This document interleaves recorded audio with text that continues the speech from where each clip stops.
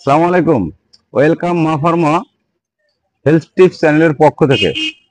আমার চ্যানেল ভিডিওগুলো আপনারা দেখছেন, তাতে আমার খুবই ভালো লাগছে। ধন্যবাদ আপনাদের সকলকে। আজকে একটি গুরুত্বপূর্ণ বিষয় নিয়ে আলোচনা করব, তা হলো ডায়াবেটিস।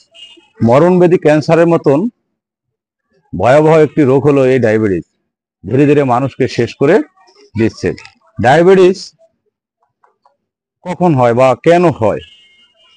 আমাদের শরীরে যখন ইনসুলিনের পরিমাণ সঠিকভাবে তৈরি হয় না, বা যে ইনসুলিনটা তৈরি হয় তাও সঠিকভাবে কাজ করে না, তখন ডায়াবেটিস দেখা দেয়। ডায়াবেটিস হওয়ার আগে আমাদের বডি সুগার কন্ট্রোল করার জন্য চেষ্টা করে। যখন ফেল হয়, তখন এই রক্তে সুগারের পরিমাণ বৃদ্ধি পায়, তখনই আমাদের ডায়াবেটিস হয়।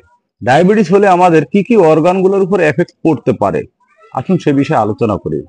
যেমন আমরা প্রথমে আলোচনা করবো স্কিনটাকে আস্তে আস্তে ড্যামেজ হয়ে যাবে, খসখসে ভাব হয়ে যাবে। মানে চোখের রেটিনা এবং কর্নিয়াগুলোর উঠে প্রভাব পড়বে, চোখে আস্তে আস্তে ঝাপসা দেখা শুরু হবে। মানে দাঁতের ক্ষয়রোগ শুরু হয়ে যাবে। বন মানে আমাদের হাড়ের আস্তে আস্তে ক্ষয়রোধ শুরু হয়ে যাবে। স্টোমাকে আলসারের মতন সমস্যা দেখা দিতে পারে। তারপরে হার্ট ডিজিজের সমস্যা থাকবে, হাইপার টেনশন হবে, প্রেশার বেড়ে যাবে। কিডনি, বিশেষ করে যখন ডায়াবেটিস অতিরিক্ত বেড়ে যাবে, তখন আমাদের কিডনি দুর্বল ও ড্যামেজ হওয়া শুরু করবে।